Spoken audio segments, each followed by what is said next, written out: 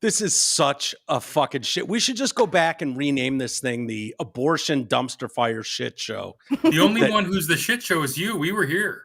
I know, dude. This whole thing sucks with like doing it like this, not in the same room. It's the thing that kills me the most, because if Amy's in this room before me, I get, I mean, assault. It's an assault. I could probably file charges with every meme and GIF on planet Earth of like, I'm waiting. Where are you? You're late. I hate you. And the two of these clowns were in here together. I had like 5 minutes to go before showtime. I've been ready for 2 hours, essentially. And both of these clowns start fucking blowing me up. And I think it sent me into a panic. I'll be honest. It sent me into a fucking panic. Mike was pretty transparent that he wanted Greg on this show as like some backup for me, because I'm a chick, and it's backfiring. It is just backfiring horribly. Well, I've been down this road before, and see, this is the bullshit part, because 3G right here is a sexist male pig like me. And so he's like, oh, there's a hot chick in the room. Yeah, let's double team together and fucking be dicks to Mike. I love it. Whatever the hot chick says, cool with me. Yep. That's where you're doing it wrong. That's why you're beating your meat. So what I thought was going to be like, yes, I finally get the boys club is back. The boys club is back.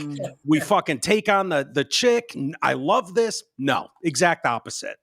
You know what? You know the solution to this? What? Another hot chick? Be on time, Mike. Dude, I was on time. We started at 7:31. You told me, you put in the group text that I would be the late one. I didn't even think you'd be here. I was like, he's full of shit. He's at the dog park. He's gonna come strolling in at 7:45 and be like, oh, I was at the dog park. No, dude, you guys look at these, Mike. Look at these memes that were coming into me starting at, let's see, it's been 4:27 my time. So 7:27. So with 3 minutes to go, dude, I sprinted. I was like, oh my God, they're waiting. I got to go. I feel bad. It's good. Just, I'm glad we put a pep in your step. It's still 3 full minutes. Yeah, 7:30's late. Now I know. Yeah. Now I know. Anyway, hello, everybody. How are you, Ames? How are you, Greg? That's my business, Mike. I'm good. Oh, she's salty today. She is. My old boss my old boss used to always say that to me. I'd be like, hey, how are you? He's like, that's my business. Like, he was just joking. So now I just say it to people. But it always throws people off because they think I'm being super bitchy. But I'm just kidding. You're not. You're just dealing with the Twitter world. I see still, Amy. I don't know how you deal with it, dude. What is it? These are Kansas City Chief fans. Chief fans? What'd you do to them? Not happy with me. Happy with me. But it takes one or two tweets before their true hatred actually comes out. And they reference MAGA. Like. Yeah. If I had a different username, I don't think I would get half of the shit. I would just be somebody commenting on a sports post. But once they see MAGA Barbie, it's like, oh, I have to let out all of my incel hatred on this chick who would have never looked at me at a fucking bar or so much as given me the time of fucking day in real life. But here she is talking to me as I sit behind a fucking avatar in my basement, jacking off my little tiny micro peen. That's who I'm dealing with on Twitter. Well, you chose violence today. Yeah. She usually does. So let me guess. This started with the you were wearing your Detroit versus the Refs sweatshirt, perhaps. Yeah. And the Lions played the Chiefs, so they look at that, and then they immediately, once they can't win that argument or they get bored with that, then they go to, you look like a trans man or something. Right. I noticed that one a lot. You're like, yep, what? That's a big one. Also, that I'm 50. Yeah. Which is news to me. And then when I'm like, I'm 38, they're like, oh, you old dry. I'm like, 38, really? Yeah. I feel great. I feel super young. I'm good. It's so funny. Then one guy's talking about how he wants to F my mom. Sorry if you're listening, Mom. Hey, Vic. But it's just within like 2 tweets, you can tell like, oh, it's because of my politics that you're really this angry about me right now. Is it about 2 tweets that the pattern shifts? Why is Greg frozen with a shit grin on his face? Wait, I need to take a picture of this. Quick, get it. He's frozen in dipshittedness. I'm gonna send it in our group chat. Hi, Greg. I like this Greg Henson. He's calm. He's reserved. This is a Greg Henson I can get used to. I was like, he's really, I was thinking like while you were telling that story, I was like, Greg is really, really focused and excited about what Amy's saying right now. He literally is paying such close attention. I was like, wait a minute. I think he's froze. I lost my connection and I just disappeared. Oh my God, that's funny. Yeah, I don't know. What was I saying? What is it, like 2 tweets before the truth comes out? Yeah. What's that, Greg? Oh, no. No, your boy. And there he is. Your boy. Should I get a picture of that one? Of that 3G? I'm going to just start sending you these when you're running late. Yeah, this is the other problem with not being in the same room together. Yeah. You get it's dependent on everyone's connection.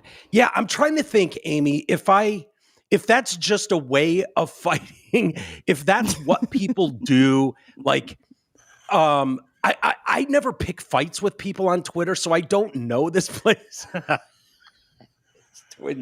Twin 3Gs. Why do I have 2 of me? I don't know. There we go. Oh man, I wanted to get a picture of it. Why was that so funny to me just now? It was pretty funny. I know what's going on. I thought I paid the fucking bill. Yeah, apparently not.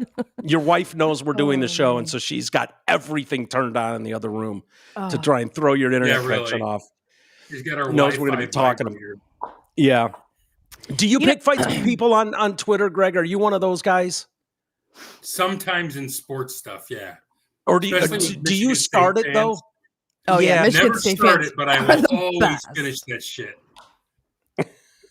Yeah, are they easy to take out? The Sparty world. Oh, I have a whole bookmark section on my Twitter of dumb Sparty comments for me to circle back to. Like I have a whole section on it. I love circling back to Sparty fans. It's the best. That's one of the best parts of Twitter these days is this you question mark with a former tweet of theirs, like or you're right, update question mark. Yeah, exactly. They're so funny, and these people like it just showing people's hypocrisy is forever hilarious. Yes. I haven't been burned on one of those. Maybe I would be, but I feel like we're pretty consistent on our takes. Pretty consistent is what I was gonna say. Like, yeah, I mean, and it just to go to show that we're not in a cult. Mike and I were texting today about Donald Trump needing to wrap it up when he was talking at Charlie Kirk's thing today. Like, we were like, this is too much. We did an hour together, just like, okay, land. Amy started with land the fucking plane, dude. What are we doing? Land the plane.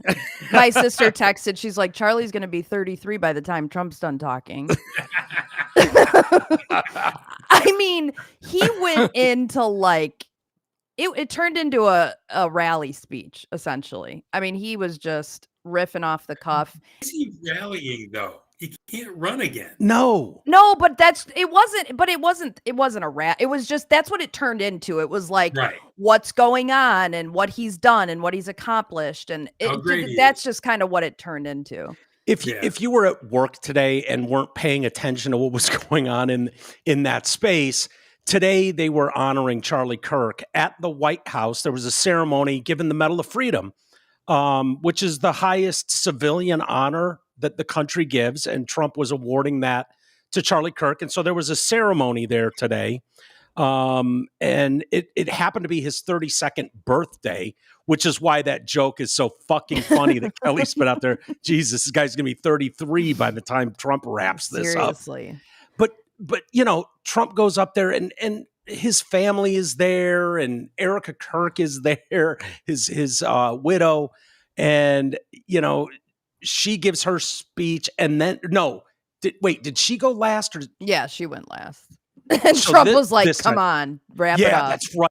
Trump was standing behind her like, is she going to yap the whole time? She knows I'm standing right here. It was like, dude. I sent Mike the gif of Will Ferrell in Talladega Nights where he's like, I don't know what to do with my hands. That's kind of how I felt like Trump was, just standing behind Erica Kirk, like not knowing what to do, Yeah. Not used to not being the center of attention. Totally. Right. Yeah. He's just a fucking sitting, duck out there. Yeah. He did at one point. He did 3 minutes on sirens in the background. He's doing crowd work essentially. He was. He heard sirens. Nice to see you here. Yeah. He just riffed off the sirens for like 3 minutes. It was like, those sirens. Do you know what those sirens reflect? The beautiful sirens.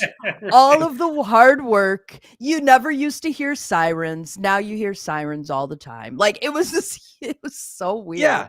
It means that they're responding to emergencies, which is something that DC did not do for the longest time. But you hear those beautiful, wonderful sirens in the background.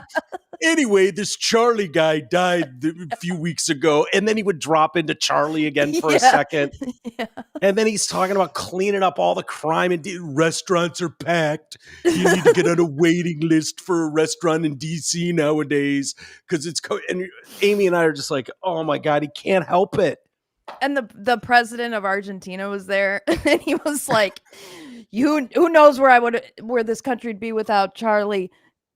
Kamala could be president, and he points to the Argentina guy, and he's like, you don't know Kamala. You don't know her. It would have been bad. Like it was just like riffing up. And then at one point he was like talking about violence and political violence and stuff. He's like, they're shooting at everybody. They're shooting at me. But I turned my head. And it's like, hey, Trump, this is a ceremony for someone who was assassinated, who didn't turn his head. Okay. Maybe right.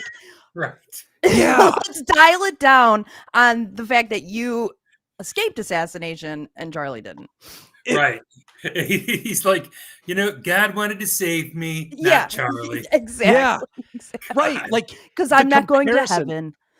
The comparison is not lost. I mean, he's like, he's up there at one point. Trump is like, Charlie was unstoppable when he got something in his head. And it was like, yeah, except for a fucking bullet, he was totally stoppable. Right. What are you talking about? They actually stopped him pretty easy. Yeah, they did stop him. That was the problem. Like I don't know. It's just who he is. He can't help it. He literally cannot help it. Especially in a room of just complete supporters of his. I mean, everyone was there. And he just probably saw everyone and was like, hell yeah, these are my people. This is my crowd, Yeah. Yeah. And no one's going to say something to him. Mm-hmm. But it's like, you have 3 people here that absolutely support him, think he's perfect for what he's doing right now for the country. Like, he's the guy. But even us are like, oh my God, like you would think in a memorial setting like this, it would like, you're here to honor Charlie Kirk. Like, let's do a tight 10. Keep it about Charlie Kirk. Tight 10. Sir, Trump has never done that. Yeah. He called Stephanopoulos Slopolopoulos or whatever at one point. In the middle of it. He was like, did you see JD Vance with Slopolopoulos? Yeah. I don't know what to make of it. Wow, it's just so funny. I don't want him to speak at my funeral. Oh my God! It'll just. I do just to troll half my family. I would love for him to speak at my funeral. Yeah. I don't know. Did you guys just check the picture I sent you? No. What is it, us frozen or something? You got to zero in. It's Amy froze with her mouth open. Now, why am I free? Mike, did I freeze on your end? No, you didn't freeze on my end. Did she freeze on your end? Yeah, she froze on my end. But look at this. Awesome. Oh, she's in heaven, man. Yeah, I no am. one can see that. Yeah. Oh, good time. It was I don't know, man. It was funny. The one thing that stood out to me, I was like, oh, I wonder what CNN's doing right now. Because Fox had like wall-to-wall coverage, Charlie Kirk like all day. It was like coming up, and it was taking forever. And they're putting every conservative young nerd on, who's, I don't know, expected to carry the torch for Charlie Kirk. I just like, I applaud them and all that. Like, Charlie Kirk was a different guy, he had his beliefs, but he wasn't that guy about it. He was cool in a way that he shouldn't be cool. And he was smart on a different type of level. It's not going to be easy to just be like, oh yeah, turning point. Well, here's the next kid who retains all kinds of knowledge. Go out there, kid, with khakis on and beat Charlie Kirk. That's going to be really hard to replace. But I noticed Fox trying to put a lot of those kids on and give them kind of a platform. That's going to be a tough sell. But so I was like, oh, what's CNN doing? When I flipped it over, this is probably 30 minutes before the ceremony at the White House is supposed to start. And they're doing a massive story on climate change. And I was like, oh, okay, fitting. I did go back there when the ceremony started, and they were airing it. In their defense, they were actually airing Trump speaking. I don't know if they stayed with it or not. Then I went over to MSNBC, and it was, 3 minutes into the ceremony starting. So this is the time before people have checked out. And MSNBC is in the middle of a commercial break, airing some fucking ad for the Southern Poverty Law Center, begging for $19 a month. And we shall overcome. Some gospel singer singing and just showing the most like black people everywhere and how miserable they are and how broken down and then they go right in. They come back from program to live programming. Don't mention that this is on a show, by the way, called Deadline White House. Okay, so this is a show that covers the White House. They're not live at the White House while the president is having a fucking event. They are doing stories bashing Trump for, some money he's pledged to Argentina or something, and then doing a panel shitting all over him. And I was just like, wow, we're in two different Americas. Yeah, it's completely and totally different Americas at this point. I mean, when you see some of the comments yesterday about the peace deal, and you just think to yourself, they're really going to gaslight this into making Biden seem like he had a hand in it. And they're trying, like all the losers like Harry Sisson and all these idiots. And Harry Sisson. Yeah. I mean, who believes this shit? Dude, you read that tweet last night from Biden on the show live that came through. And I didn't even have a response. It was like, is this a parody account? Like, right. Who captured his account and is trying to like jump in like me too? Like, you were mostly a dead shell of a fucking human being out there. And now we're supposed to think like you were on the ball and got Middle East peace agreements signed. Like, get the fuck out of here. I'm seeing today they are actually doing what you just said. Yeah. They're championing that. Like, no, for real. Thanks, Joe Biden. How many were taken under Biden? How many hostages were taken under Joe Biden? Because none were taken under Trump. So let's do that stupid math too. But the fact is, we're just at a point where we can't even give common decency when somebody does something really good, Yeah. And I got to hand it, because there are some people out there that, some names from CNN are saying, hey, this is deeply, important that Trump finished this and got it over the finish line. But there's others who are just like, oh, like Gavin Newsom, who told this fuck that it was a great idea to just be rude and crude. He's not Trump. It's not right. It's so cringy. Right. You're a clean cut little, what do you call him, Amy? Incel? Yeah. With a micropene? Yes. Yeah. Loser motherfucker. Yeah. Has that worked for anybody in history? When you having a micropene? No. No, taking someone else's. I hope Greg gets frozen like that. That'd be hilarious. No, it worked for me, kind of. Yeah, it hasn't worked for me yet, but fingers crossed. No, has that ever worked for anybody where you can't be yourself and you're going to try to take on the persona of someone else? It doesn't work in middle school. It doesn't work as you get older. It doesn't work amongst friends. Like, who is running Gavin Newsom's socials and he's doing everything like a carbon copy of Trump, like he's going to out Trump. And there's something so inauthentic about it. And he saw a little polling bump after he started doing it, and he thinks that's the way now. Rather than just be authentic, be you, be who you are. You're a left-wing freak, and it's worked in California, and there's a little bit of a chance it can work in the rest of the country. Maybe, if you do it right. But just trying to be the left-wing Trump, some guy got in his ear and said, oh, be just like him, be rough and tumble. People want to see you take him on. Yeah, it's not working though at all. I mean, it's just, we can laugh about it, show the stuff, and kind of chuckle about it. But other than that, incel with a micro penis. What's that? What were you saying, Greg? Oh, I was talking about Gavin Newsom. I don't know when I cut out. Yeah, cut out an incel with a micropene. Yeah. That was it. Okay, yeah. So I'm using that all day today, Amy, by the way. We're going to trademark it. We're going to make T-shirts. I like it. I like the new name of the podcast. Right.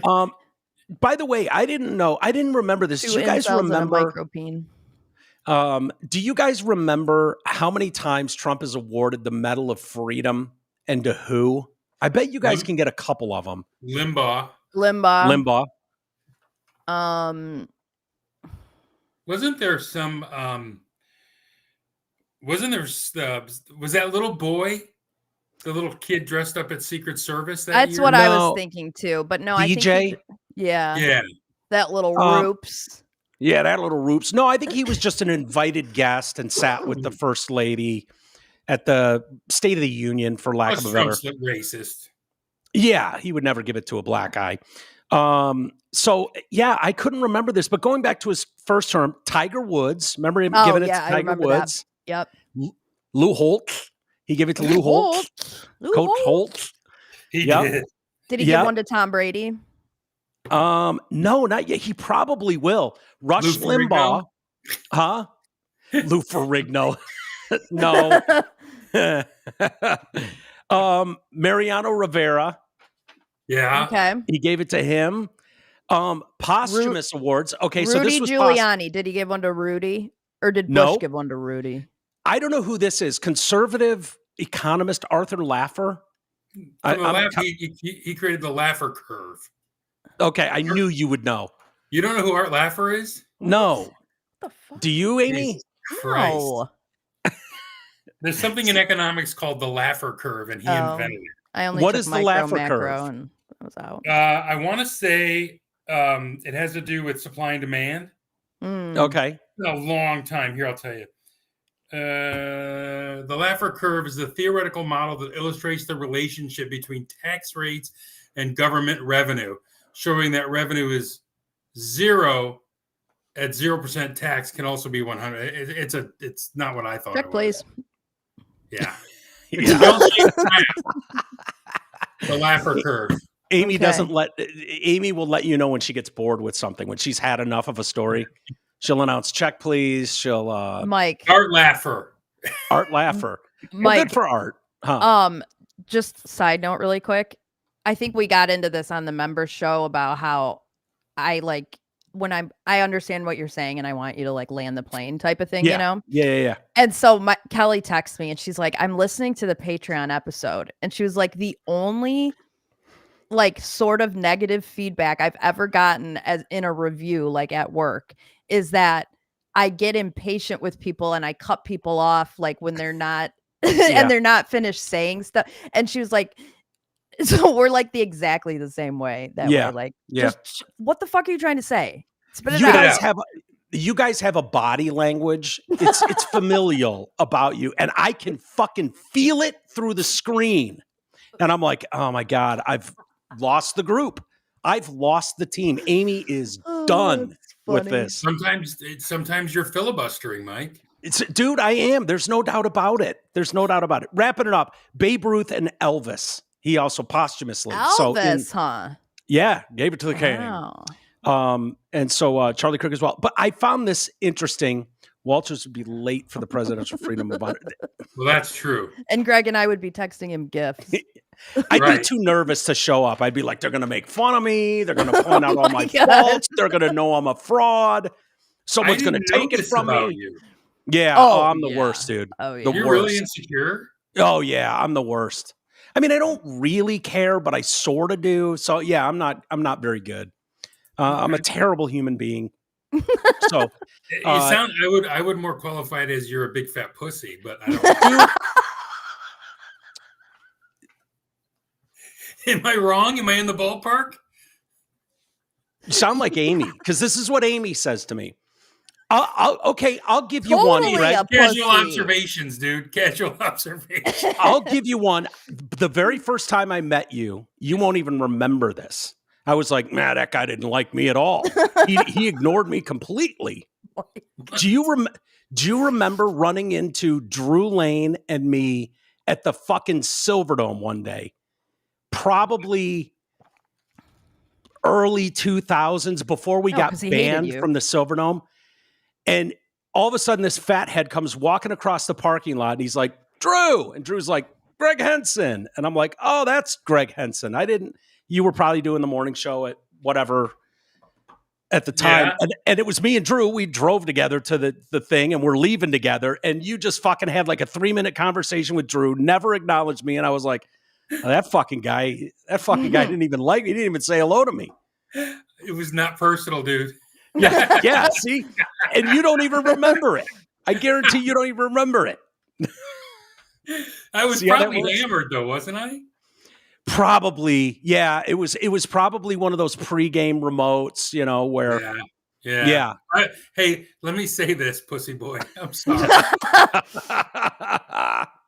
Did you fret about it for a week? Oh, yeah, totally. I was like, that guy's, I didn't know there were more than one Mitch album in this world, but there is. There's a lot of Mitch albums in this space.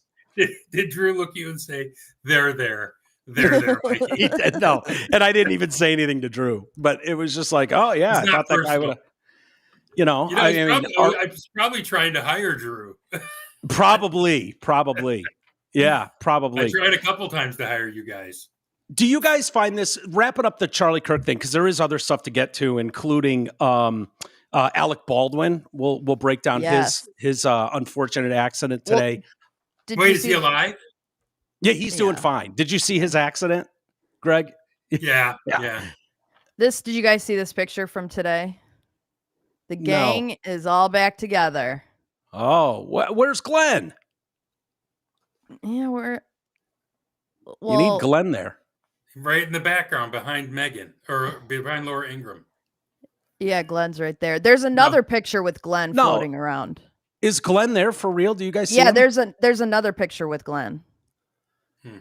That was probably the best lineup. Glenn Beck, Bill O'Reilly, and Tucker. Hannity drives me nuts. I can't stand Hannity. Super annoying. Too repetitive. Yeah, so repetitive. He drives me insane. It's crazy. And the way he's got to reset the table every time he's talking, like, ugh. Yeah. He wants to hear himself talk. He loves That's himself. what absolutely loves himself. I found this interesting. I was reading an AP article before the Charlie Kirk event today, and it was like they just can't help themselves. So Kirk founded Turning Point USA in 2012. Trump has praised Kirk as one of the key reasons he was reelected, but Kirk's politics were also often very divisive. He sharply criticized gay and transgender rights while inflaming racial tensions, also repeated Trump's false claim that Kamala Harris was responsible for policies that encouraged immigrants to come to the U.S. illegally, and called George Floyd, a black man whose killing by a police officer sparked a national debate over racial injustice, a scumbag. That's how they... Hi, Nick. That's how they ended their article. That it's just so. That is such a shitty description. Oh, they do that shit all the time, though. Did they always do that? I always felt like there was sort of a like a reality that they started with. Like that just seems so fake to me. Like without any sort of background on stuff. Oh, hi, oyster. Oh, look at that oyster. Roops. Hi, oyster. Without adding some context to that, he called George Floyd a scumbag. Well, yes, and he is. Oh, there's Glenn back. Nice. If the shoe fits. Yeah. Like, so what? The problem with Charlie Kirk for these people was he was unabashed about the truth. He told the truth, is what he did. His take on George Floyd, by the way, would be no different than anyone else that took issue with George Floyd. That was being honest. Yeah. Did you know that him and George Floyd have the same birthday? I know. It's George Floyd's. Today. Yeah. Yep. I wonder if they're hanging out together in heaven. He repeated Trump's false claims that Kamala Harris was responsible for policies that encouraged immigrants to come to the U.S. illegally. Yes. What do you mean? True. That's did. Absolutely true. Why do you think those people in hordes look like a Walking Dead fucking horde scene were coming with Biden shirts on? I was just thinking about that the other day. Remember those fucking caravans?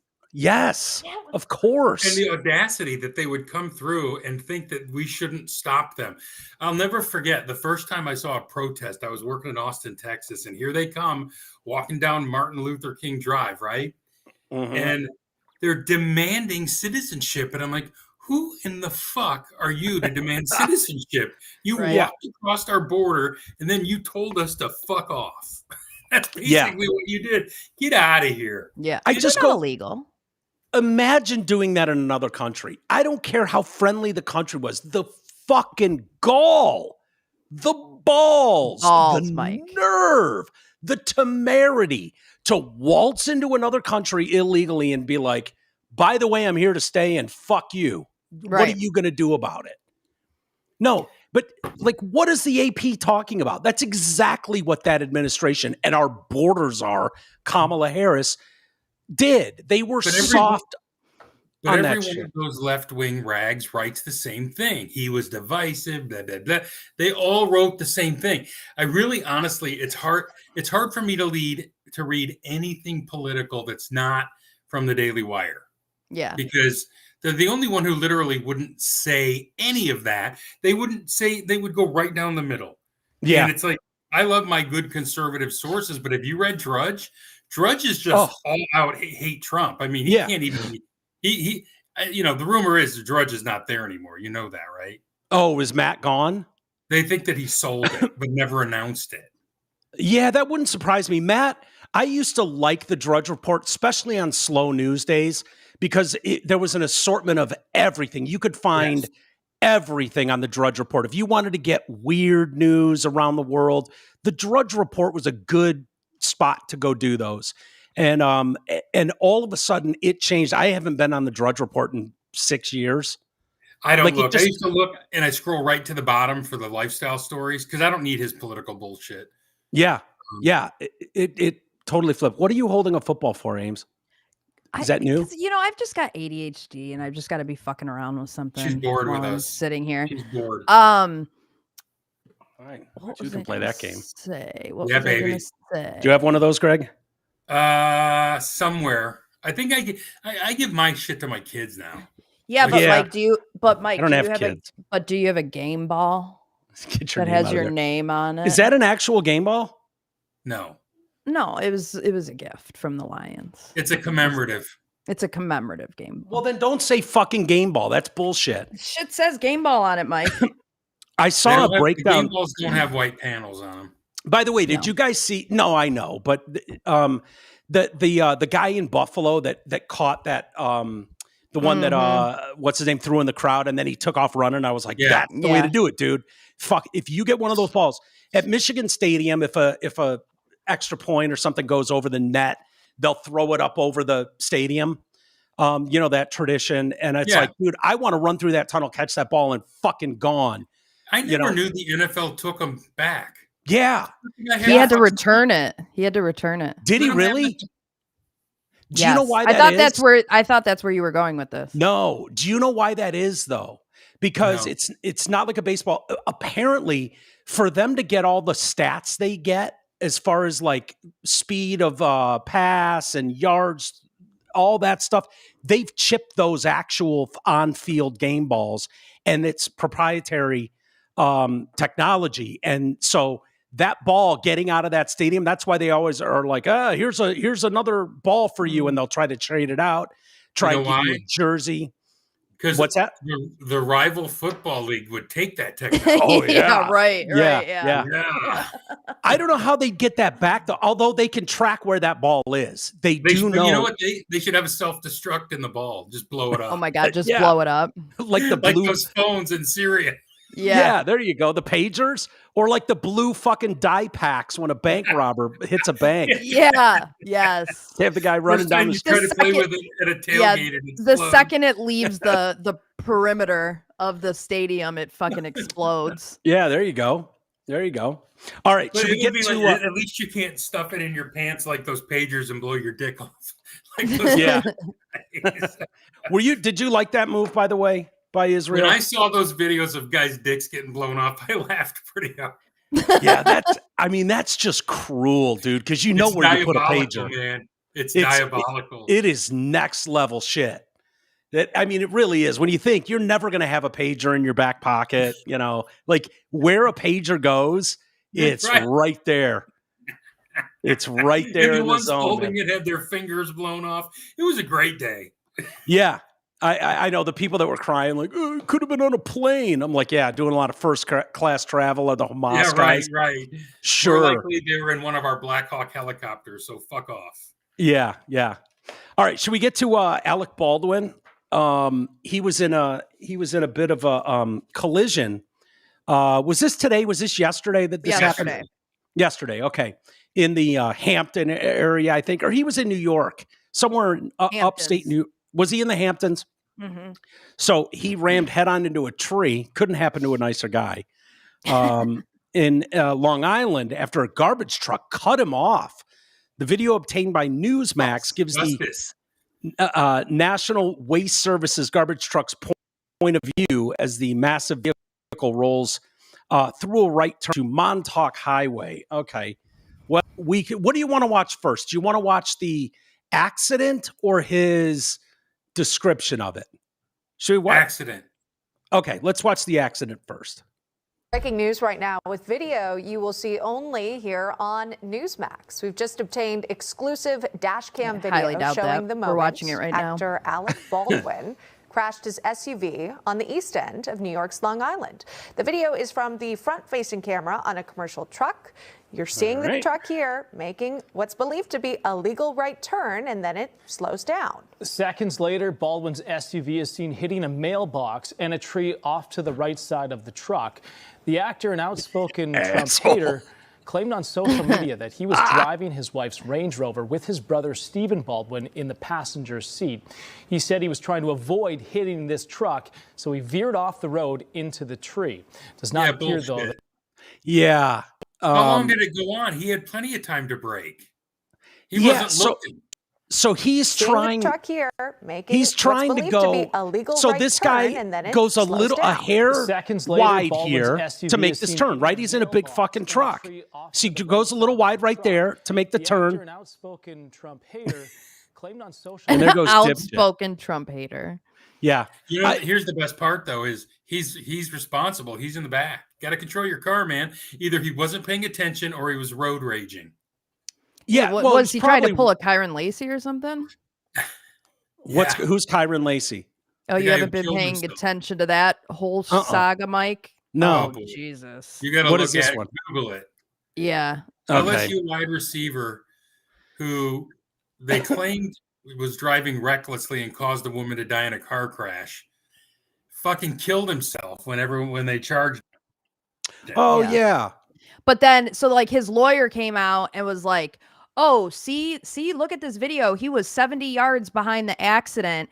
And so, of course, Ryan Clark, Scott Van Pelt, everybody had to get up on their high horse on Monday Night Football. And they're like, he should have been, he was falsely accused by these cops and he should be playing here right now. And instead he's dead and blah, blah, blah, blah, blah. Yeah.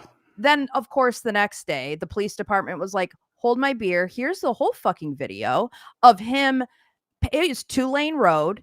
The speed limit was like 40, 45. And you see him, he's passing like 4 cars, and a double yellow, not supposed to pass. So he's breaking the law there. You see him pass all these cars. He gets back over in front of everyone, slams on his brakes, but it was too late because the car that was in the oncoming traffic swerved into the oncoming traffic and ran into a car and someone died.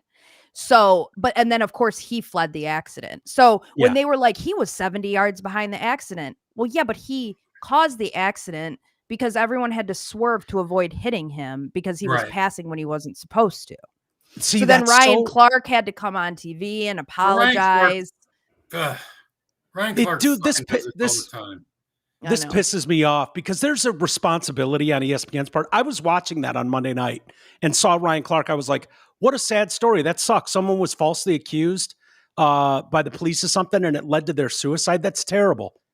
And this is the next I've heard of it. Yeah. Like it shouldn't surprise me because Ryan Clark is saying it. I'm assuming the poor guy was a black guy, obviously. Yes. Yeah. But ESPN has a responsibility there, don't they? To be like, dude, you gotta be careful. They never do because he's always delivering their message. Yeah. So. Unbelievable. Well, going back to Alec Baldwin, I love this. Here he is. He's giving his first statement about it, about that accident. But this morning I was in this car accident. A guy cut me off in a truck, big garbage truck. I mean, a garbage truck the size of a whale. I've never seen a garbage truck. It must have been something commercial for like. Did you see this garbage truck cut him off, you guys? No. Yeah. It took forever for him to crash. He was not paying attention. Yeah. I'm glad to see he's back with Steven, though. That's kind of cool. Him and Steven have had a falling out for a long time. Oh, had commercial that? For like taking Yeah. Because Steven's a Trump fan. Yeah. Oh. And that's, you can't be in the same family with Alec Baldwin and be a Trump fan. So he's one of those kind of people that writes off family members for their political views. That's Alec Baldwin. And Stephen Baldwin's a real piece of work too. He tried to fuck Trudy years ago. What? He came in studio. Yeah. He came in studio. Not only did he said he compared his dick to an EV20 microphone, said that was his dick. Butt mic? Gross. That's butt mic. Yeah. That's butt mic. And then he gave Trudy his business card and said if she wanted to hang out later that afternoon, he was in his hotel and his business card just said SB. And he wrote like the hotel he was staying at. What did Trudy say? She just fucking laughed, but yeah. But yeah, that's every time I think of Stephen Baldwin. I would have been taking you and Drew there. Yeah, right. I can't remember what movie he was promoting, but yeah, that's all I can think of with Stephen Baldwin is like, yeah, that dude's just a hound. Yeah. But yeah, here's Alec, absolutely full of shit. But like it must have been something commercial for like I hate him. Taking away I just hate him. You killed someone. Material from construction or something. It was the biggest garbage truck I've ever seen. It was a garbage truck, Alec. Details now and bore you, but to avoid hitting him, I hit a tree. I hit a big fat tree and crushed my wife's car. I crushed my wife's car. I feel bad about that, but it's all fine, and I'm fine, and my brother's fine. Hilaria. Bobbity-bob. Yeah. Congratulations to everybody on the film festival. Yeah. Thank you to the East Hampton Police Department, the town police department. Fake! For coming to my aid. They came in and we filed a report with them.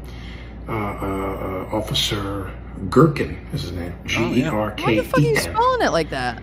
Lovely guy. And there was another gentleman there, I didn't get his name, but Officer Gherkin from the East Hampton Police Department. What a weirdo. As nice as can be. Nice as pleasant as can smoke be alarm, dickhead. I know. I was like, did someone put that in there? Like, he can't seriously have a fucking, like, yeah. How does anyone survive in a house that has that going on? I don't even understand it.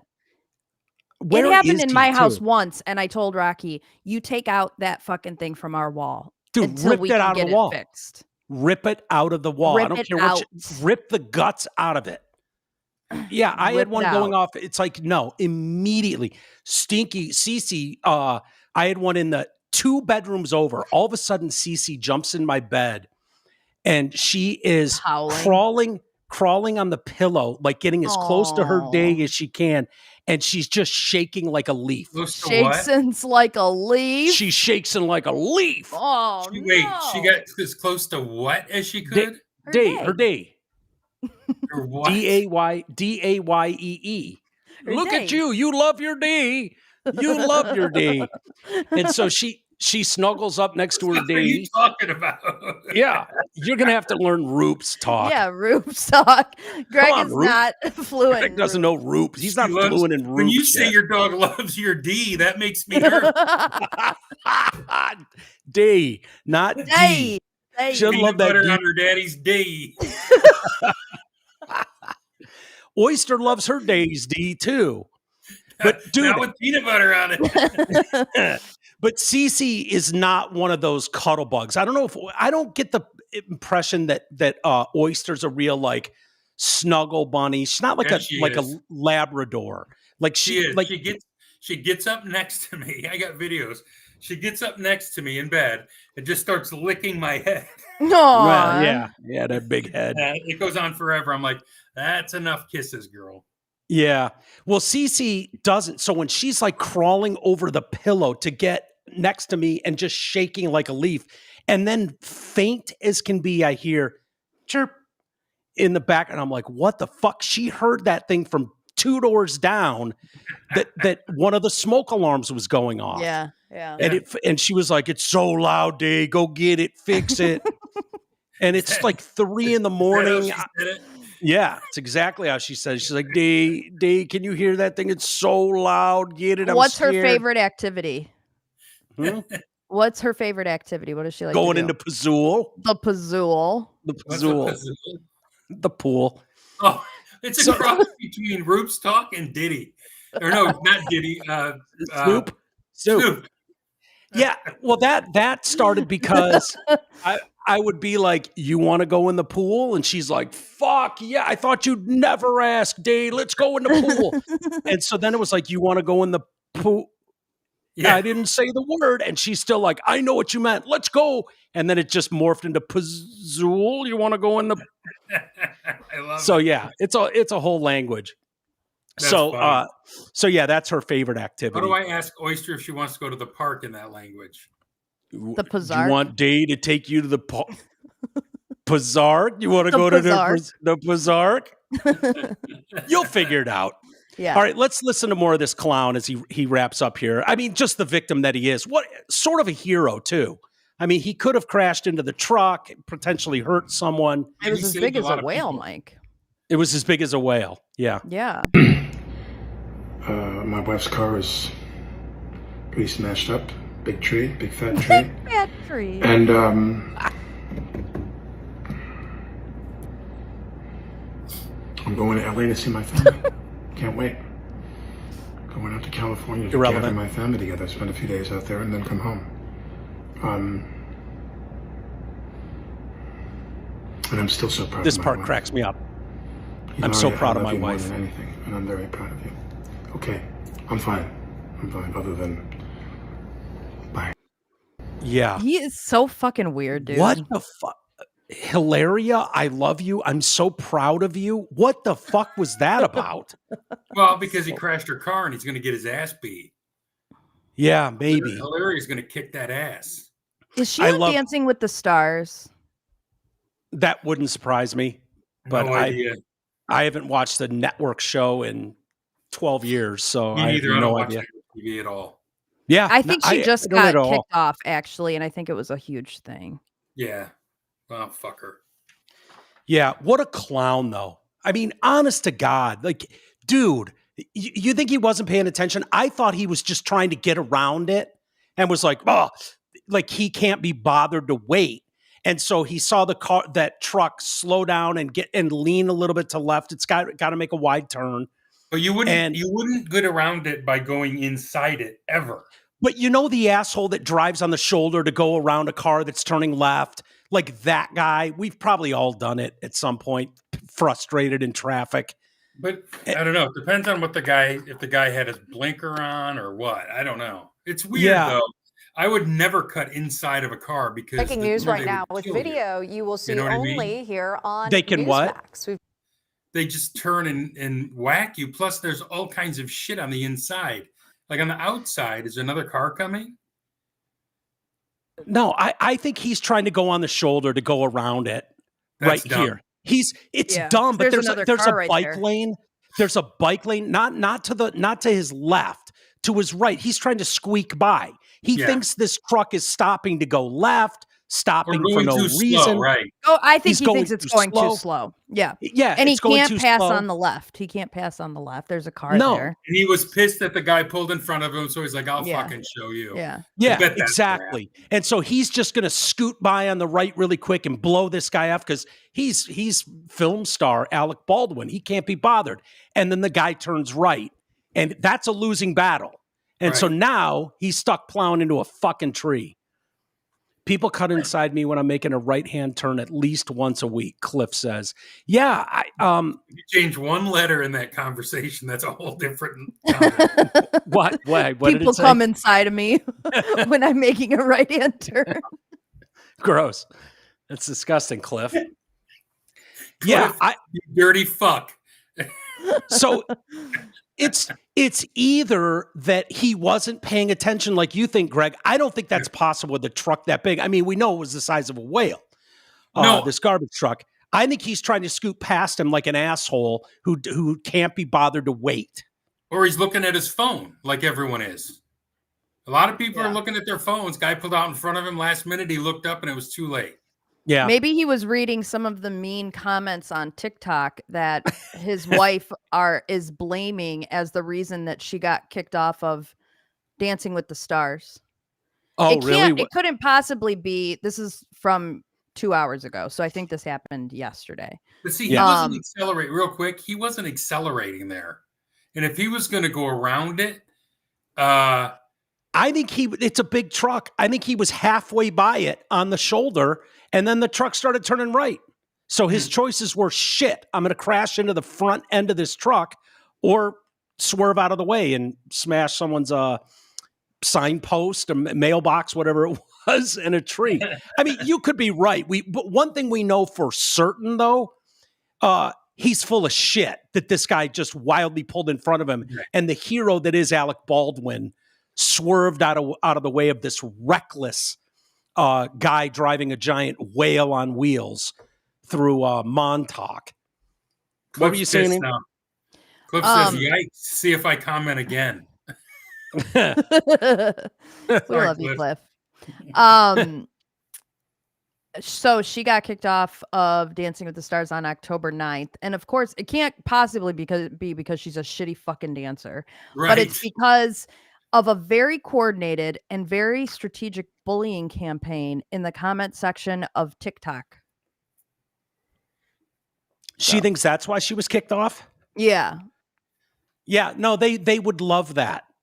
Social media campaigns, bullying people, that means people are talking about you. Yeah. That's not grounds to be kicked off of something. Right. That's why we're stuck putting up with you clowns as long as we are. Because if you're generating shitty comments all the time, that means you're being talked about. Right. Which is what they're desperate for. So my guess is her dance stunk. Oh, for sure. Do you want to see Ryan Clark's apology? Oh, did he apologize? Yes, I very much do. Wait, he apologized for his comments about... Yeah. About Kyron Lacey. He's doing, this is like the third one this month. Is it really? Yeah. So this is coming from ABC brass or Disney brass at this point. There's no fucking way Ryan Clark would make a public apology on the air. Well, Pat McAfee had to do it too. And Scott Van Pelt. Did he? all three of them did. So I reckon that it came from the top. Yeah, for sure. No way they would do it otherwise. Yeah. So I've never really had much trouble expressing anything. This has been more difficult because I know that people are hurting, right? 2 lives have been lost. Herman Hall, a man who spent his life in service of other, and Kyron Lacey. By the way, he didn't mention Herman Hall one time during Monday Night Football. No, so that's the first time I've heard the name Hall. Yes. I reckon that was part of it too. He's just a young man who I wish I could tell how much he had to live for. My heart absolutely breaks for both of them, their families, and their loved ones. On Monday night's Sports Center, I addressed the horrific car crash that took Mr. Hall's life, and also the subsequent tragic events that led to the death of Kyron Lacey. In full transparency, y'all, I knew Kyron Lacey personally, but nothing matters to me more than the truth. Always strive to do my best to mix authenticity with the most complete and up-to-date information available. I failed to do that on Monday night based on the subsequent evidence that has been released by the Louisiana State Police Department. I set the highest standards of fairness and, most importantly, righteousness in my work. I didn't meet that standard. Wow. But since I've spoken to Kyron's representation at length, and I've also reached out to a representative at the state police office just to have a conversation. They informed me this morning that because it's ongoing litigation, they actually can't divulge anything else. It's always important to me that I gather all factual and important information to provide the complete story. That's a responsibility that I do not take lightly. And when discussed in real time on Monday evening, I failed to do so. And for that, I apologize. Yeah. Yeah. Good. Bullshit. Yeah. Phony bullshit. That was Tuesday on First Take. Okay. So today. Yeah. Yes. Was it today?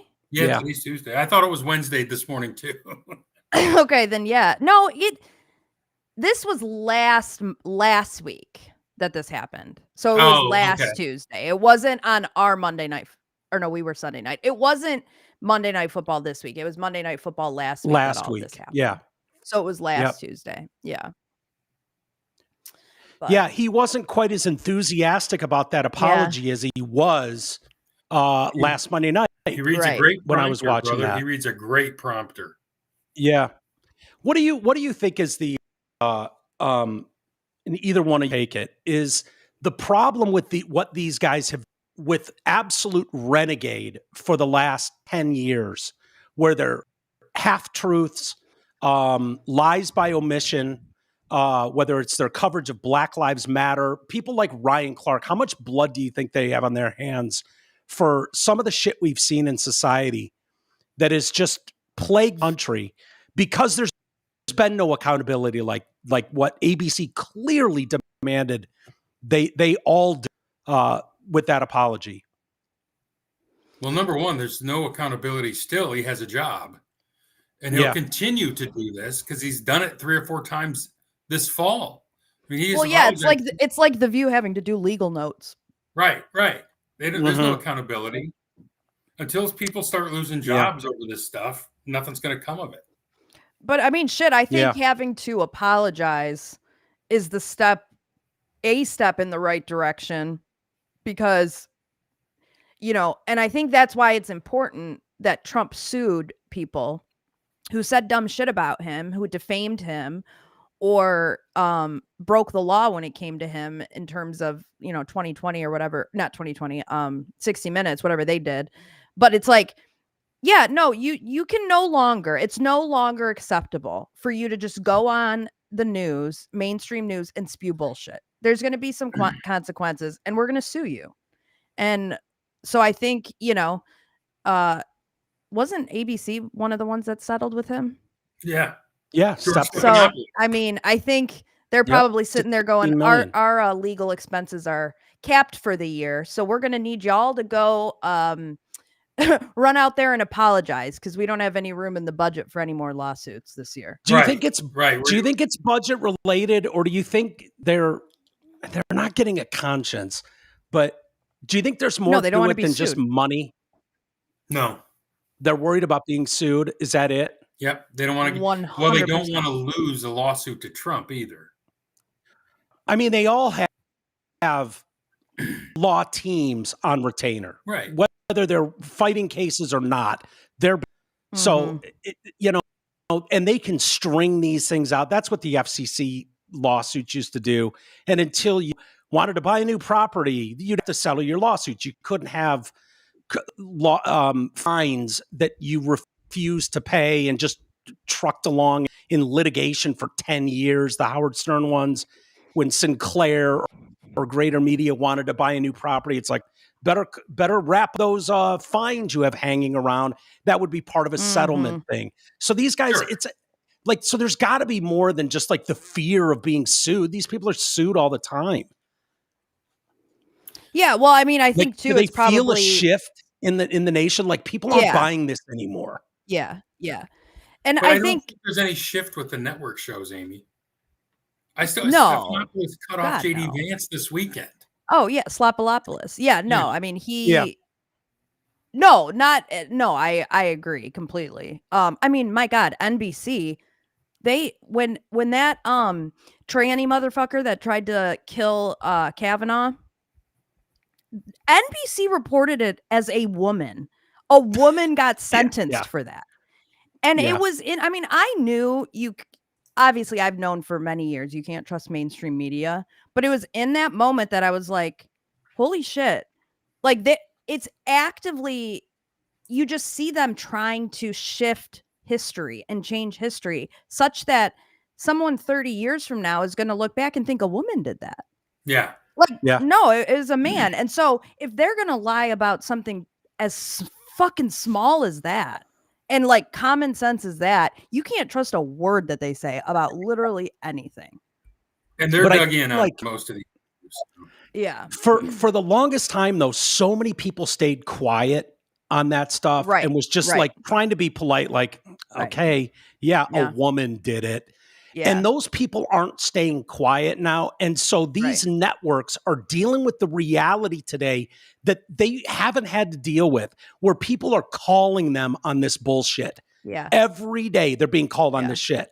They're not able to just, we said it on network television, so it's true. Yeah. No, they're being We had one too many hammered. Michael Browns and George Floyds and being guilted into thinking that the evil Whitey did something wrong to harm this young black man. And starting college on Monday. Yeah, and had no choice but to take his own life because he was responsible for a car accident. Like, he did have an option, by the way. He could have not done that. Right. Look at Henry Ruggs. That motherfucker's going to be playing in the NFL in like a year. You could have, you could have gotten off with like a reckless driving thing, served 6 months, and been ready in time for the NFL draft. I mean, I don't think he'd have served any time. Yeah, I don't either. Really? For a death? Something that caused a death?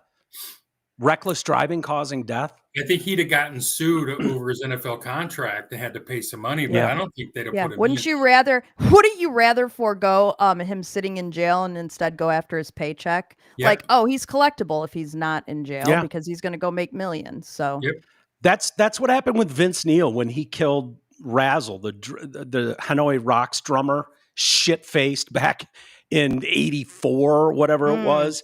And they were like, a Razzle reset? What's that? Is that a Razzle reset? Yeah. Fuck yeah. Razzle from Hanoi Rocks, the drummer. What the fuck is a Razzle? Razzle was the drummer's name. He was like a fucking Swedish drummer or some shit. It doesn't matter. But Vince, fucking high as balls, drunk as shit, was in his house, and he was in the midst of like a 4-day long party. Everyone's hammered, and goes on a beer run and with this drummer and T-bones this fucking car, and Razzle dies. And they were like, well, we can send him to prison for drunk driving, fucking negligent homicide, or we can let him go on tour and make millions of dollars, and then he can pay the family.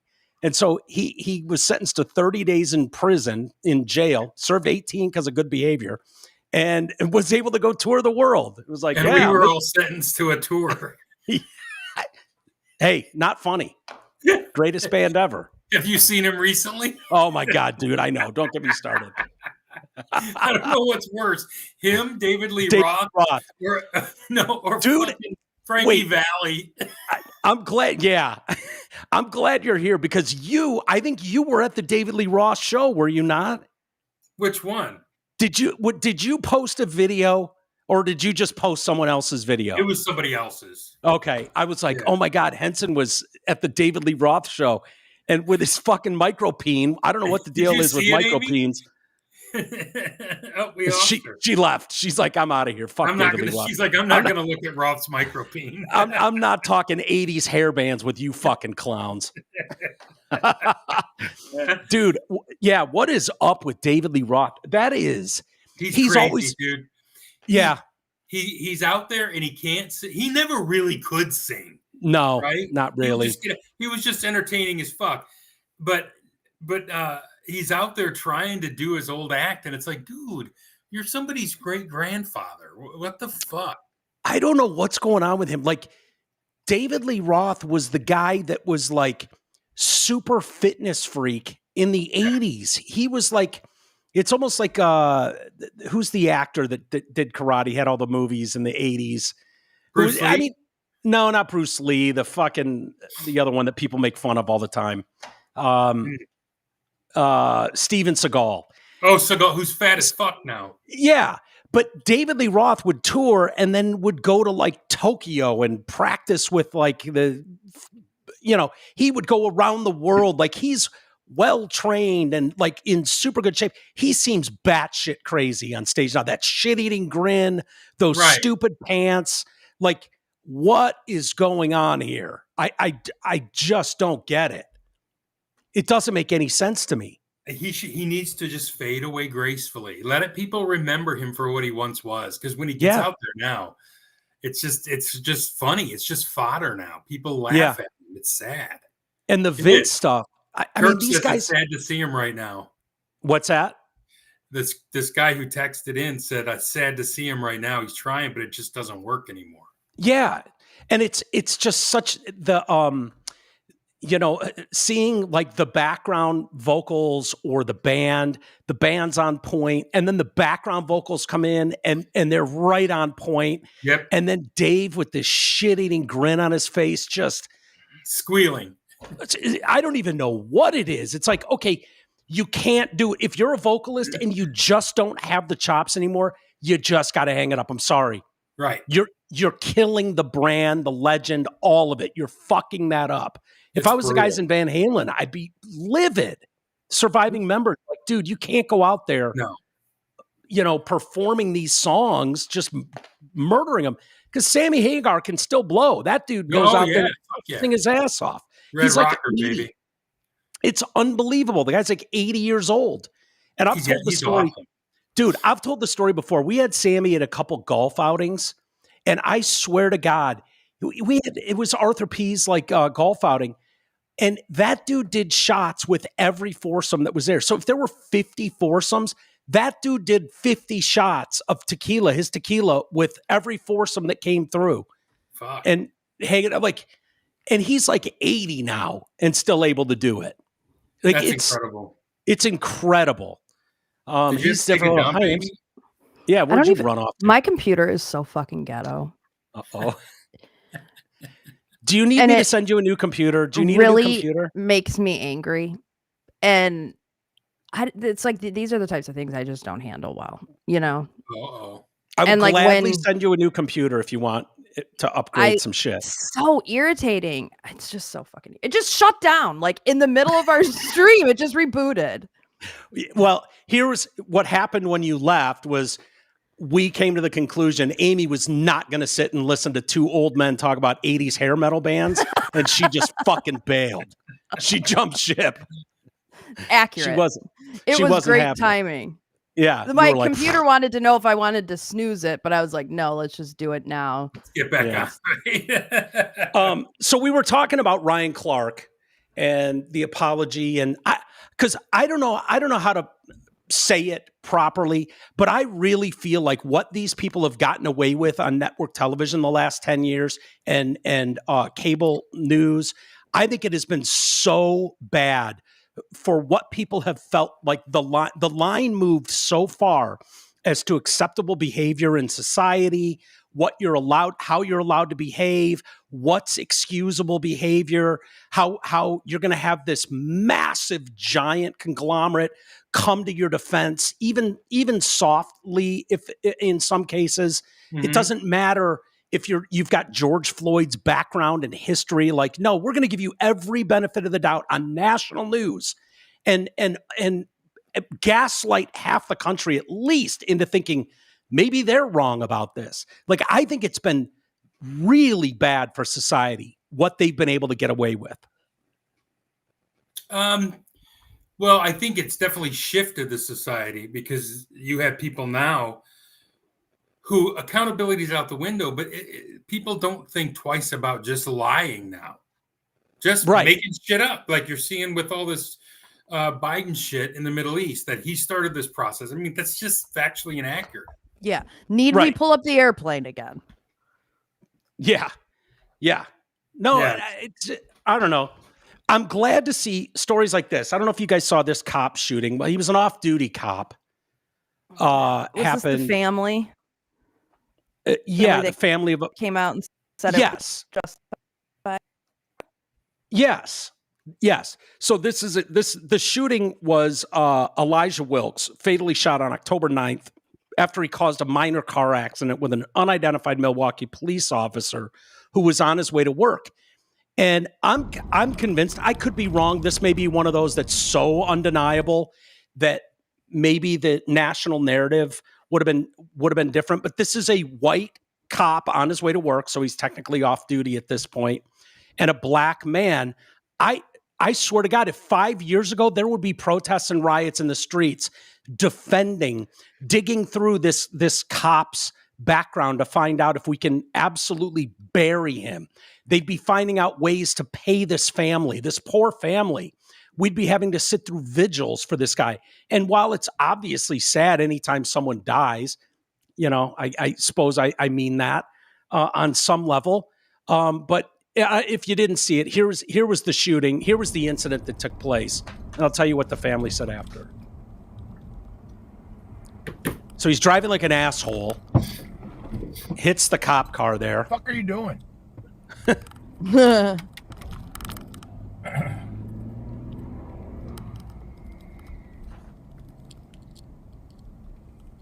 Road rage psycho. He hit the cop car?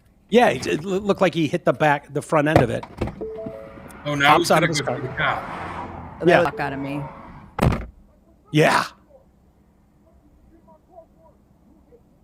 So he's got a gun in his right hand, and he's going to slap him with it. Oh. And then he goes to shoot him. And the cop's like, yeah, fuck you, dude. And that young man's no longer with us. Oh, unload that thing. Yep. He was still alive, you could tell. Don't move. Hands behind your back. I always love when they say that. Yeah. Don't move. The don't move part. So yeah, you can see, let's see. Right there, he's got a gun in that right hand. He just, slapped him across the face. It's a miracle. This cop was able to, off-duty cop was able to pull his gun and fucking, that guy's point blank. This off-duty cop doesn't know that this guy's about to pull a gun on him. So it's a miracle that this guy ended up being able to defend himself, pulls his gun here. Yeah, fuck you, dude. Well, the guy's been rage-free for 5 days. Yeah, right? Yeah. So the family came out and... was Al Sharpton there? That's what we're expecting. Benjamin Crump. This is going to be a breath of fresh air.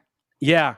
So the Wilkes family, the police department typically waits 15 days before releasing videos of officer-involved shootings to the public. Wilkes family wanted it to be released as soon as possible to quell misinformation. We will acknowledge that we believe the officer-involved shooting was justified. The family's attorney, B. Ivory Lamar, said, B-Ivory. Hell yeah, I want B. Ivory as my lawyer. There's no Ben Crump, but B. Ivory. Come on now. We acknowledge that Wilkes made a bad decision yesterday, and unfortunately it came with dire consequences. The Wilkes family has seen the truth for themselves. Now they want the public to see it too. They are choosing truth over rumor, transparency over division. Wilkes' aunt Latrice said the family did not intend to file any lawsuits and was at rest with what the video showed. My nephew made a decision he should not have made, and that's just something we have to live with. Good for them. Huh. That's all we ever wanted. Yeah. It's all we ever it's funny. wanted. I think by and large, people are disappointed with what they're seeing on body cam footage. I think it's the worst thing that ever happened to BLM. Oh, it's great. They wanted him so bad, and cops were probably like, fuck yes. Fuck yes. Give me all the body cams. What is it? Is it safe to say it's 100-1? Like, because I remember the first time I heard it was like they're demanding body cams, and it's like, oh God, if there's some cop who acts like kind of dickish, because I know some of them can kind of be rougher. Officer Walters doesn't fuck around. Officer Walters shoots first, asks questions later. That's the way I operate. I would have pulled the gun before the car stopped, and I would have fucking unloaded and gone back to my rig, my cruiser for the semi-automatic. Like it would have been on. That's just the way Officer Walters rolls. The second he stepped foot out of that car, Mike would have out lit of that his car. ass up. On your knees, scumbag! And I just opened fire. That's just the way I operate. It's the way Officer Walters rolls. He always has. I make no bones about it. Everyone in society needs to be aware. Yeah, Officer Walters would get raped by the sisters in prison. Maybe, but I'm taking my chance. Maybe he doesn't know the sisters reference. Listen. I'm going home at the end of my shift. Period. It's me or you. It's a fucking rough world out there, and Officer Walters is going home to his loved one at the end of his shift. To his roots?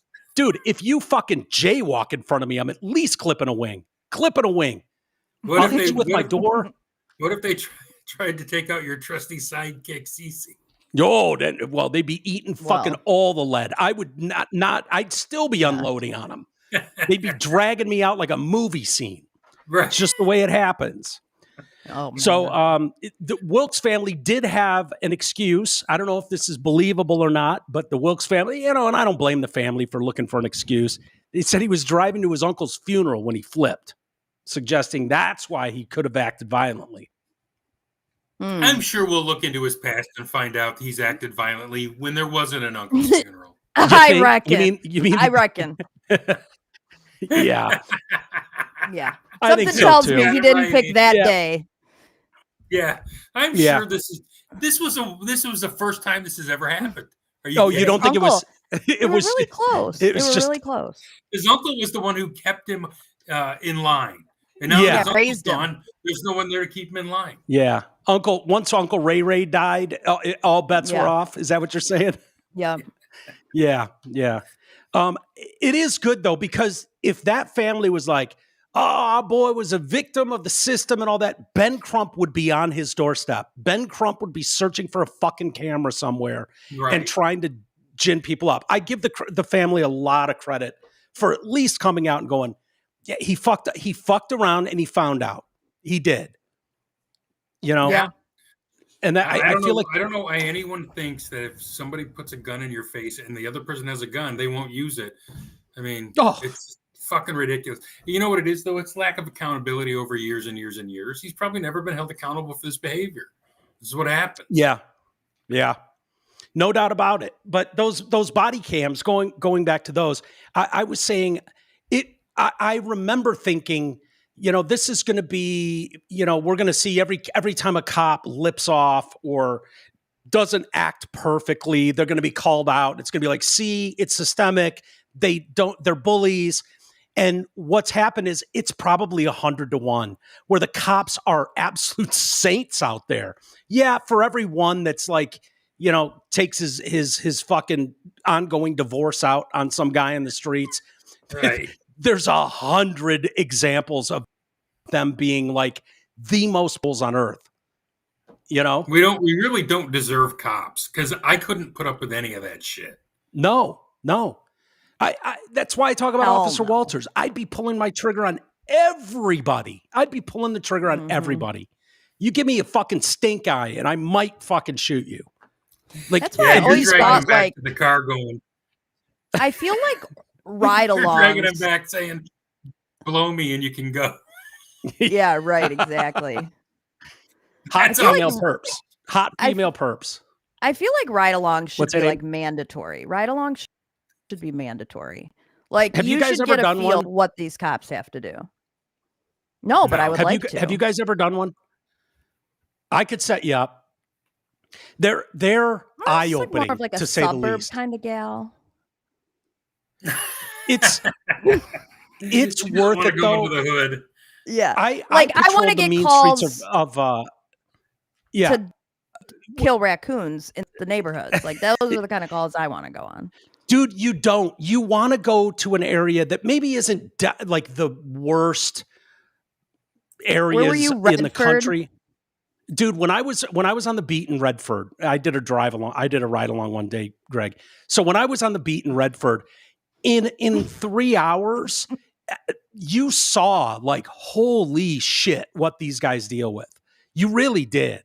You saw the disrespect. You saw the people. I mean, I've told stories for years on this show based on that one day as a ride along when I was on the beat in Redford. It's shocking how much fuckery is going around on those streets that they have to deal with, that they're called to. And it like one of the people we went to, it was like, and think about that. You're a cop. And I was with my partner, Mike. And we went to this, we had to go to this house because some middle school boy grabbed a middle school girl, smacked her on the butt at the bus stop. And the police were called, and they have to fucking, and it's like, like you're dealing with two 12-year-olds fucking around, playing slap and tickle at the bus stop. And here we are, and some fucking dad's irate, his daughter's ass got grabbed by this fucking, and I'm just like, wow, you don't even realize the amount of dumb shit. We had one guy, we went to this house, and it's like, he's hiding somewhere upstairs, kick the fucking door in and find him. And they made me wait in the car. And of course, the female cop was there with the dog. And they're like, yeah, just let her play with the dog in the front yard. She's worthless. That's crazy, dude. Yeah, it was, dude, it was one of the best days ever. You got to see so much fuckery in the cities. And we don't deserve these guys. We just don't. No. We don't deserve them. Not for the shit we put them through. No. Yeah. No. I haven't been on a ride along. I'll just go watch body cam YouTube channels and I'll see what they have to deal with. And it's a fucking You should nightmare. go on one. Because there's when all of a sudden it's like, car 42, if you're in the vicinity, blah, blah, blah. And all of a sudden, out of nowhere, you're having a nice conversation with your partner. And all of a sudden it's like, fucking whip the wheel and gone like a bat out of hell. Like, dude, it's shocking to the system. And you're fucking up on a curb. Like, it's awesome. Yeah. It's like those fucking cars that we pay all that money for. Yeah. And I tell the story. There was a guy pulled over. We pulled a guy over, and he's fucking 20-something, skinny little black kid. And he's in the back of the car, and the cop looks at me. He just goes, "Watch this." He's got his ID. The kid had a fucking ID. And he goes, "Watch this." And he ran it like a fucking credit card swipe machine. And he's like, "Watch this." Chink. And it's just like, all the warrants that are active in cities all over, and they're all like small things. He didn't show up to court here. He fucking didn't pay his ticket here. And so no one's going to send people to go get him. So you're stuck like, okay, unless you're my DoorDash driver. Right. Yeah, exactly. And they're going to go get him. But yeah, so did they take the perp in? No, they were like, you can't drive that car. And so we ended up kicking him out. And he had every excuse in the book. I didn't do nothing. I didn't do nothing. Going to my uncle's funeral. Yeah, I'm on my way to my uncle's funeral. Ray just died. Yeah, I'm on my way to pick up my kids. This guy was on his way to pick up his kids. I'm going to get my kids. And it just a fucking beater of a car. And the cop's like, I don't give a shit, dude. Then have someone else come get you. That car doesn't move. And he's like, yes, sir. Do you have insurance? Fuck no. Hell no. No. So we end up letting this kid go. He goes, what do you want to do? And I go, I think we let him go. And he's like, I promise I'm good. He let me decide. And I was like, just let him, just go. And so I cut the perp loose. And so he's like, that car doesn't move. It's not registered. You don't have a valid driver's license. It's uninsured, that car. Yes, sir, officer, no problem. So we leave. We go about a mile down the road. He goes, we're going to turn around and go back. That car's not there. And I go, bullshit. You just lectured the guy for fucking 10 minutes. We go back. Of course, the car's gone. Yeah, it's fucking gone. Yeah, gone. Guy got right in his fucking car. He drove right behind you with the lights off. Yeah. Point being, we don't deserve them. And you guys should totally go on a ride along. And I know cop friends that listen to us would absolutely take you on one. Absolutely. They would love it if you went, Amy. You too, Greg. I'm shocked, Greg, you haven't gone on one. I just haven't. I could have done it here in Grand Rapids, but I didn't. Oh, you should. You'd love it. You get a sense of power. All my priors will come up. You know, well, there is that. Yeah, a lot of priors. Before we get to email, because we're running out of time, I was reading the story today about mass-produced AI podcasts. Have you guys heard about this? Yes. No. What do you think? What do you think of? So there, it's a world without studios, microphones, where virtual hosts are doing the talking. Artificial intelligence now makes it possible to mass-produce podcasts with completely virtual hosts. I did not see this coming. I was like, oh yeah, the truckers. Oh yeah, fast food industry's fucked. Coders was a nice touch, but I was like, you can't take human, like us being us. You're not going to be able to mass do that in artificially. Well, it's going to be boring. No one's going to listen to it. Here's the plan, though. You make 1 million of them. You're out in the long tail. Do you know what the long tail is? What's that? The long tail is the curve that you like. Taylor Swift's at the top of the tail. And then as you go down it, you go down to the Detroit cast and then Joe's Garage cast. Yeah. So it's just less people, but making less money. They'll combine, they'll clump them all together and get 20 hits and 20 downloads on each one of these. And now they got 20 million downloads. No one's going to listen to them in mass. It's all about jiggering the algorithm to make money. Let me see if I thought I had a couple examples. Let me see if this will play. Maybe it won't. Maybe they won't play. Shit. Can you pull up my thing, Amy? I don't know why that's not playing. But anyways, yeah, you're exactly right, Greg. I didn't know the term, but they were talking about how if someone can make 17 cents per episode and suddenly they make 100,000 episodes, that 17 cents is going to add up. And so this is more of that kind of AI slop people are talking about. Yep. Where they can just, so I don't know, they type in something like a show on, the Detroit Lions. And, I don't know if they just put in a bunch of articles and then have it converse like humans would. Oh, yeah. Yeah, they can kind do of that. thing. Yeah. But I also look at it like the very first computer generated song. If you go back, and this has 48 million views, was this. Daisy, Daisy, give me your answer too. I'm half crazy, all for the love of you. It won't be a stylish marriage, I can't afford a carriage.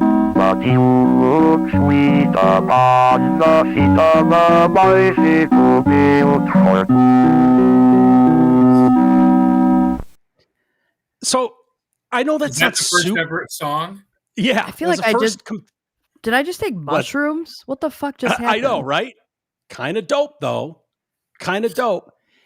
And a few years later, where AI is producing stuff like this. Have you seen AI songs? These fucking here's Eminem in a 1950s version.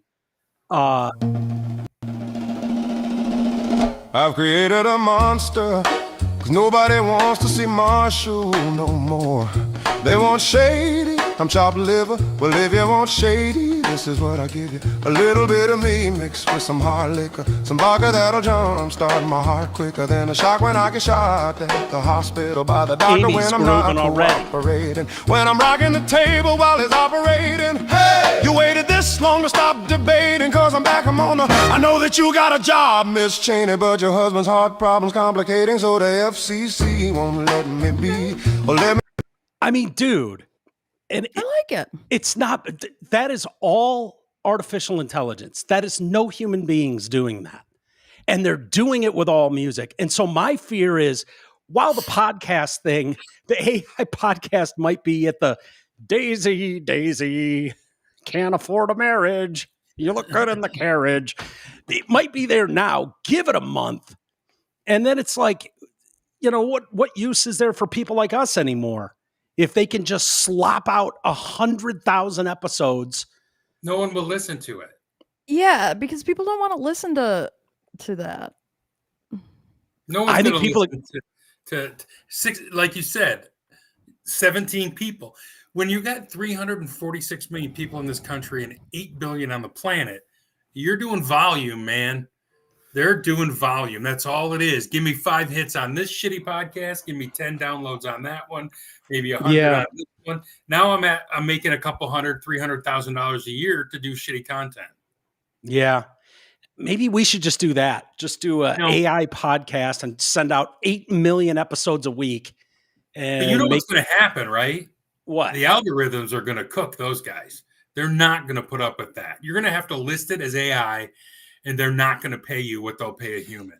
It's funny you say that, because currently Spotify, YouTube, and those do not have to list it as AI. You can tell, like I thought I had a couple examples. Aaron fucked up, dropped the ball horribly. So I couldn't play you the examples. Yeah, he's going to get a what for at the end of this when we get done. But they're like a minute-long clip examples of what Google's AI is putting out there. And it's a guy and a girl seemingly having conversations like we would, you know, like, oh, we're going to deep dive today into this. You can tell it's AI, but it's like, this is first gen shit. What's this going to be like? It's the same shit when idiots can't tell the difference between an AI picture and a real picture. I mean, I see pictures of Aussies all day on Facebook, and I'm like, fake. Really? And then AI stories. There's a story today making the rounds that Sheila Ford Hamp. Did you see the one? She wants the NFL to overturn this game and this and that. And I'm like, yeah, stupid. Are you people that stupid? The ones that get me are the Sheila Ford Hamp is livid with the NFL about the Black Lives Matter support and not real. Like, and there's no fucking way they're not doing that. But I mean, she's a lefty anyway, right? The whole poor family. But you look at the comments, and there's a ton of people that are buying it. Yeah, of people that are commenting it. Yeah, they did the same thing. People were sharing with me like, "Oh, did you hear what Brock Purdy said about Charlie Kirk?" And I'm like, yeah, except he didn't, fucker. You dumbass fell for some meme that every athlete of any prominence, their names been put on some quote, some horseshit quote that goes along with your political beliefs, you know. But yeah, they're all buying it. What do you got there, Ames? Well, let's talk about this AI. What is that? Is that you and D? What is that? It's me and my dad. I knew it was you and your dad. Look at you. This is like my favorite picture of me and my dad, where I have this super bitchy face. If your dad only knew. So I put it in. You were going to turn out like. Aw. Isn't that cute? Yeah, it's fucking cool. I know. That's really cool. I was like, I can get down with that. There's so much, like, I can get down with the songs. It's the slop where it makes it completely impossible. Like, believe it or not, there's quite a bit of work that goes into, there's quite a bit of communication that goes into even putting a shitty show like this together each day. There's a lot of communication. There's a lot of guys don't show up on time. Guys that don't show up on time. Show up here. Yeah. But there's but the fact is, Amy, you sort of do, I sort of do, but we're paying attention to a lot of shit. No, I know. And thinking about angles and where this conversation might go. And for someone like me that's in my own head, I'm stuck going, okay, Greg's probably going to say this and Amy's going to say that. And what if they don't? What's my response going to be if Greg goes this way and what Amy if goes they that hate me? I know they hate me.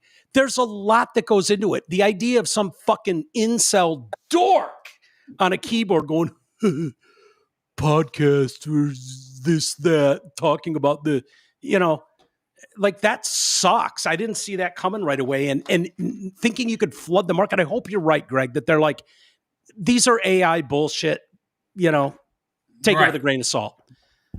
Hey, I don't know that they will. I don't know if this is legit. Major breaking. Israeli forces just opened fire on Palestinians, killing 5 during the ceasefire. The IDF claims they crossed the yellow line. Huh.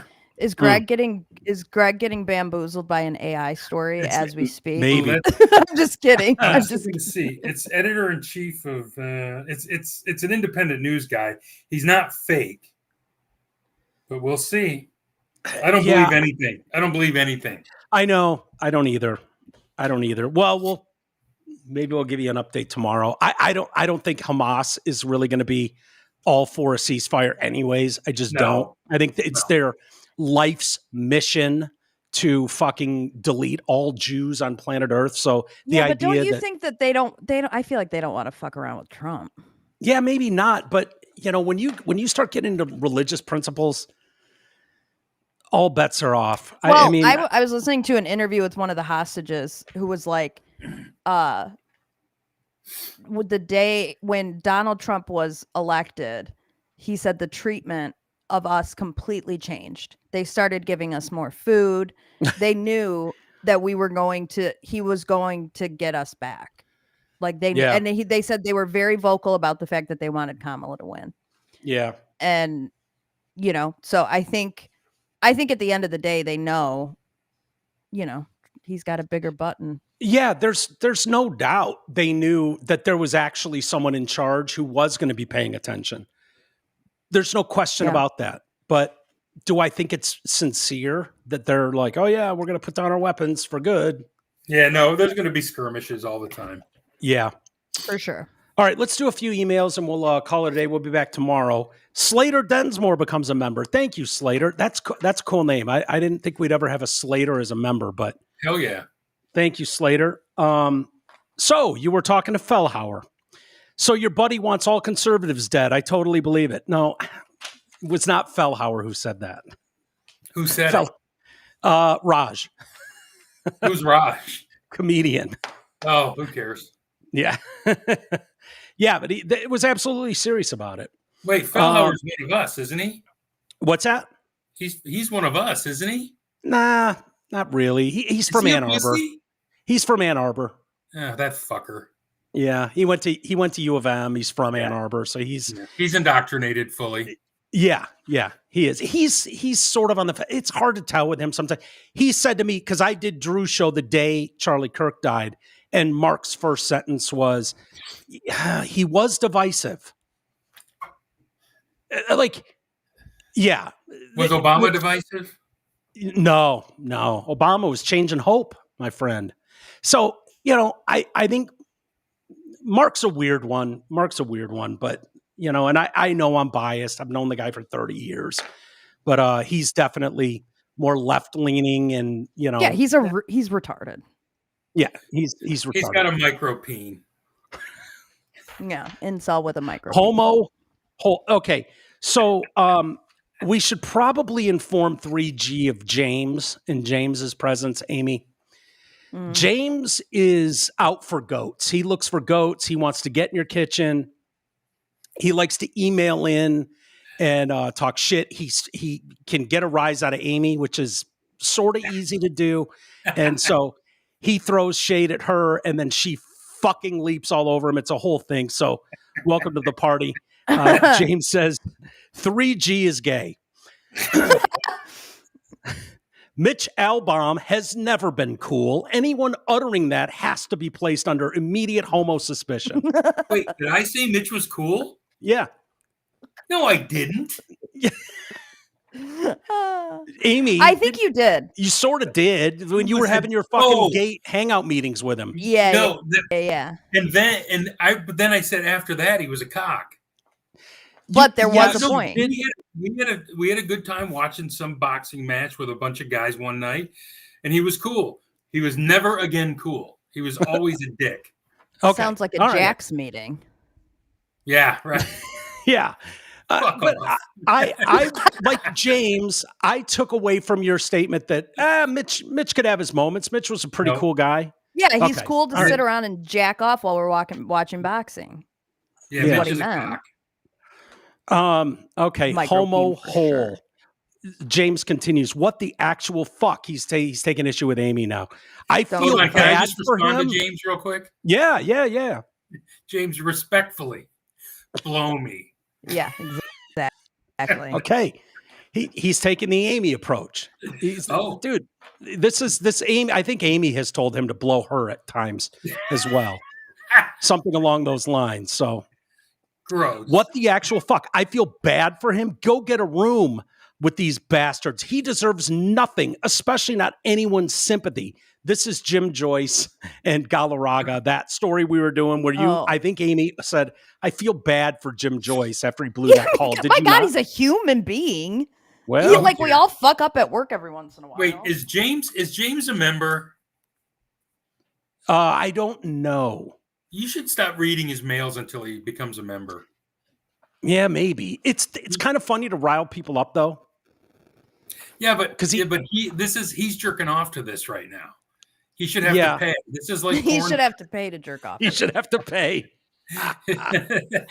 Fair enough. All right, I won't read the rest of it. He goes on to say no. He goes on to say his initial attitude to Galarraga was, do you want me to just give it to you in a dicky manner? Fuck that Jim Joyce piece of shit. If he's so busted up about his shit call, why didn't he do the honorable thing and make his wife a widow? Exactly. He didn't do anything but cry like a little bitch about it. All that proves is how gay baseball is. Not soccer gay, but it's close. We know who was sending Jim Joyce the death threats to his fucking family. Shit. Jesus. Yeah. And it was a very quick turnaround, by the way, where Jim Joyce says he went in, watched it, and immediately knew that he fucked up. Like immediately. Well, it was undeniable. He should have known. Do you know how how they tell, right? Isn't it the sound of the mitt versus the sound of the foot on the bag? Yeah. Which is remarkable. Like they're listening for a juk or a dunk like difference when a guy's running down the base on those bang bang calls, which is what makes it so amazing that he blew so badly that particular call. Right. You know? It was retarded. But yeah, it was. Well, Cliff Cook, we'll go out with Cliff. I think he wrote in earlier. You would have thought, he was talking about the member show. We were talking about Hank. Hank and his Help Me Hank. Yeah, all that. You would have thought that Hank would have learned something from Charles Pugh, luring guys with the home massages angle. Oh, yeah. I forgot about Charles Pugh. Was Pugh doing that? I thought his was like kid related or like a young teen. Young boys. It was younger. Yeah. Oh man, poor guys. All right, we'll call it there. Hanging out with Hank Winchester? Is that what that is? Who? Hank Winchester and Charles Pugh. Yeah, maybe a cute couple. They would. No, Chuck likes to hang out with what's his name, Don Lemon. Oh, I'm sure. Yeah. He likes him hairy. Yeah, well, Don Lemon likes white dudes, so there's that. The worst people on the planet. He likes the worst people on the planet. Exactly. Incredible. He's willing to marry the worst people on the planet. Yeah. All right, guys. We'll call it a day there. Thank you, everybody. Walters@DetroitCast.com. Send an email. Rag on any one of us. Or, unless you're James. Love on us. Unless you're James. You better get your credit card out, fucker. All right, everybody. Have a great one. We'll see you guys tomorrow.